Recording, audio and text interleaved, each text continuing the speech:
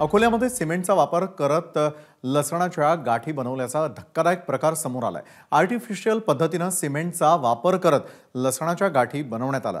हा लसूण सोलत असताना पाकळ्या वेगळ्या होत नव्हत्या आणि त्यामुळे सदर लसणाच्या गाठीला चाकूच्या साहाय्याने कापलं असता सिमेंट पासून तयार केलेल्या लसणासारखी बनवलेली लसूण असल्याचं समोर आलं। यावरती पांढऱ्या रंगाचा वापर सुद्धा करण्यात आलेला आहे। फेरीवाल्यांकडून बनावट लसणाची विक्री होत असल्याचं या निमित्तानं समोर आलंय। फेरीवाले जे येतात भाजीपाला विकणारे त्याच्याकडून माझ्या मिसेसनी लसण घेतला।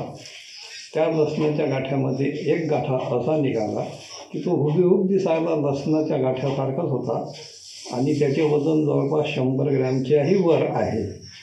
तो लसण सोलायला घेतला असता तो निघत नव्हता, म्हणून चाकूने कापला तर आतमध्ये पूर्ण सिमेंटचा गोळा निघत आहे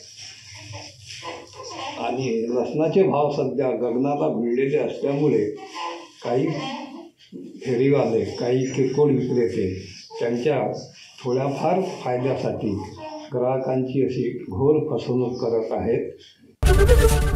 एबीपी माझा, उघडा डोळे बघा नीट।